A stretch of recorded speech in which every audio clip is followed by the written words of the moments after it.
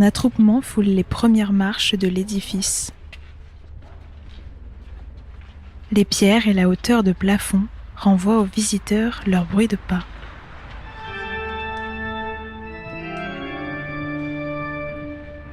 Vous écoutez le reportage réalisé à l'occasion du Jour de l'Orgue, au Temple réformé, rue Anatole France, au Havre.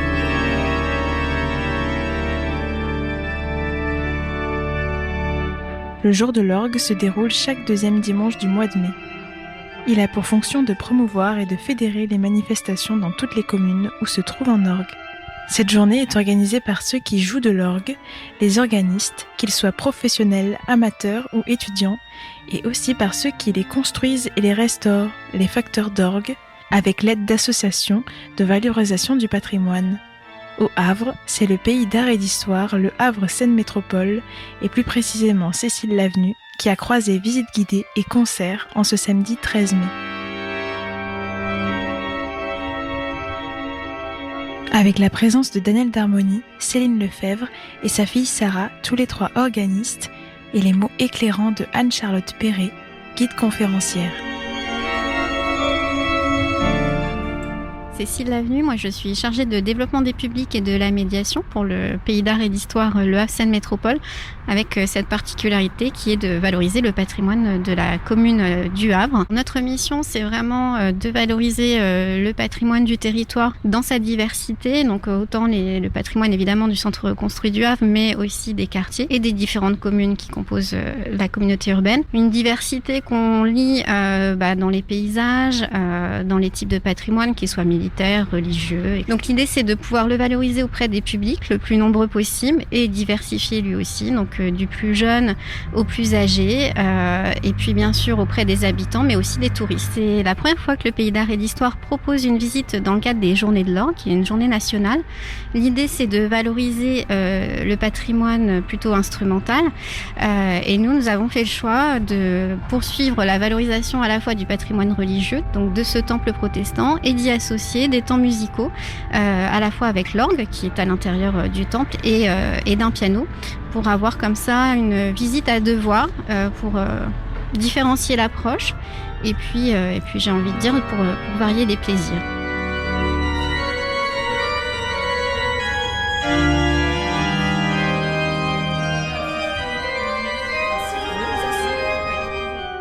Une découverte d'abord du contexte, un point de vue de l'extérieur. Va être le matériau principal de la construction.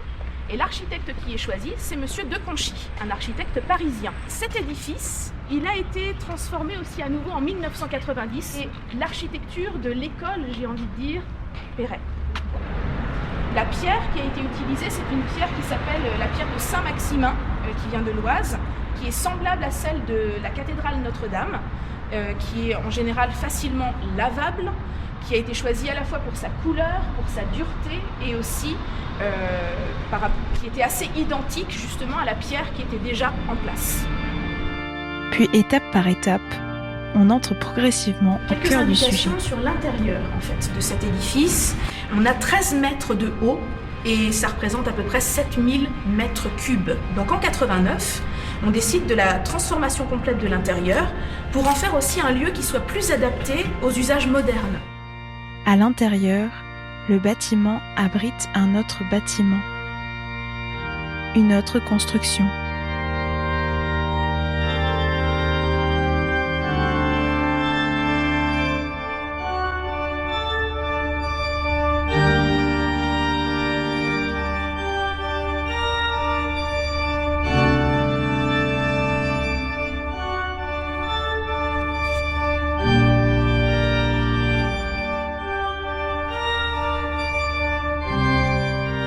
Derrière le meuble verni, on aperçoit celui qui comble les silences de son agitation, celui qui tire les ficelles, devrais-je dire plutôt les registres.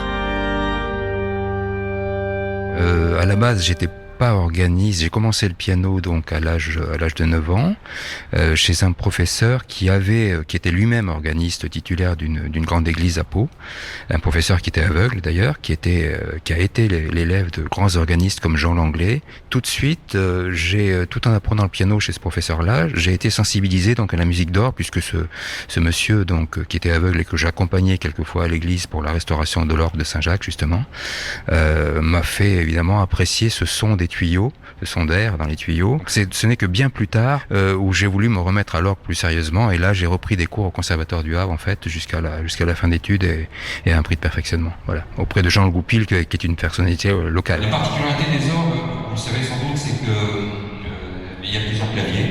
Il y a un pédalier déjà en général, il y a plusieurs claviers, ce qui permet d'avoir plusieurs plans sonores dans lesquels on peut faire sonner différents sons, la trompette, la flûte, le hautbois, etc.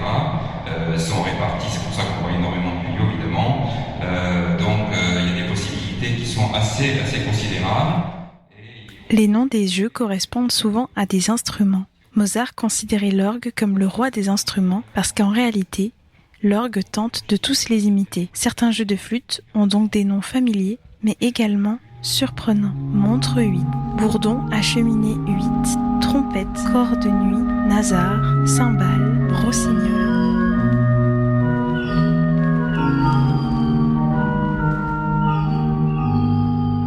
L'orgue du temple réformé a été construit par la maison Göttchen-Ritter en 1954 et restauré par le facteur J.M. Cicero en 1980. Dans la facture d'orgue, on parle de tuyaux, de jeux, de registres, de claviers et même de pédalier. Le pédalier est le clavier qui met à disposition pour les pieds. C'est celui qui va activer les tuyaux les plus graves, les basses.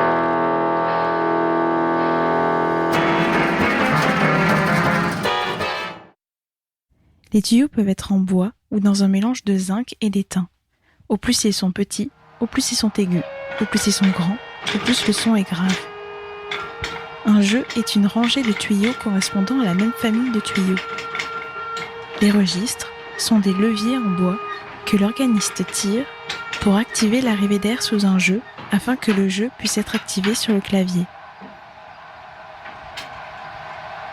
L'orgue n'est pas uniquement utilisé dans les églises d'ailleurs, parce que il y a une particularité en France en fait, c'est qu'il y a seulement 3 salles de concert où il y a un grand orgue. Il y a la Philharmonie à Paris, il y a la salle de concert de Lyon dont j'ai oublié le nom, et puis il y a une 3e salle de concert que j'oublie également. Mais en fait, tout ça pour dire que l'orgue en fait en France c'est souvent synonyme de installé dans une église ou un temple, ou une synagogue peut-être, encore que c'est plus rare. Mais en fait, quand on va à l'étranger, notamment aux États-Unis, en fait, il y a des grandes orgues dans beaucoup de salles de concert. En fait, des œuvres écrites pour orgue ne sont pas forcément religieuses. Et que l'instrument permettant beaucoup de choses, notamment quand il y a de multiples claviers, de multiples jeux, on peut très bien transcrire pour orgue des œuvres qui sont à la base symphoniques. C'est ce que on a fait tout à l'heure. Alors, Céline donc a joué une œuvre qui était écrite pour piano, une œuvre de Tchaïkovski, et puis moi j'ai joué une transcription, plus ou moins réussie évidemment, ça dépend de l'arrangeur, de la transcription, de Édouard Elgar sur une variation donc de variation Enigma qui s'appelle Nimrod.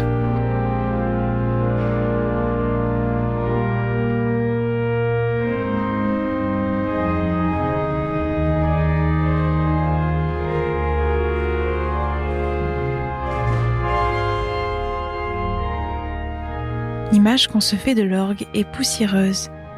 Sa musique que l'on attribue uniquement à la religion est plus riche que cela.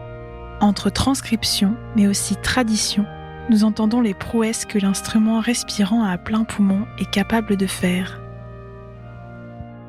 On va vous jouer un choral qui a été composé en 1521 par Martin Luther, le grand leader de la Réforme. Daniel va d'abord vous le jouer à l'orgue et je vous le jouerai au piano. En fait, ce qui est intéressant avec ce choral, c'est qu'il a vraiment traversé les siècles, donc créé en 1521, repris par Bach ensuite dans 2 chorales avec des arrangements. Il a également été une source pour la cantate BWV 80 de Bach. Puis ensuite, Mendelssohn l'a utilisé comme thème pour le 4e mouvement de sa symphonie numéro 5, et ça ne s'arrête pas là, puisque Meyerbeer l'a employé dans son grand opéra Les Huguenots. Puis Richard Wagner l'a utilisé comme motif, c'est-à-dire pas forcément développé, dans sa marche impériale, etc., etc.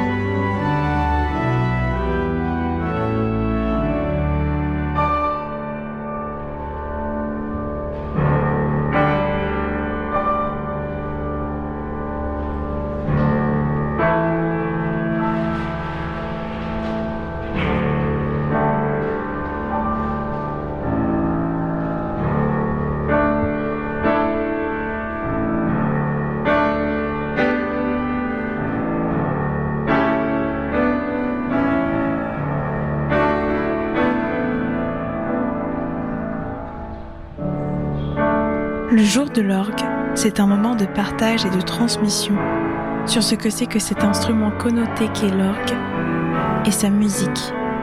Car l'orgue, c'est un petit peu comme la ville du Havre finalement. Il faut toujours aller voir à l'intérieur pour avoir une vision vraiment complète des choses. Voilà, on va avoir quelque chose de parcellaire et toujours être curieux et franchir les portes justement pour avoir vraiment cette vision complète. les tuyaux métalliques disposés en pyramide soufflante trônent au-dessus de nos têtes. Nous avons le loisir, pour une fois, de ne pas uniquement tendre l'oreille, mais de tordre le cou à l'autel, de faire un pied de nez à la musique, pour s'attarder sur la vie fantomatique et flottante qui semble jaillir de cet instrument impressionnant.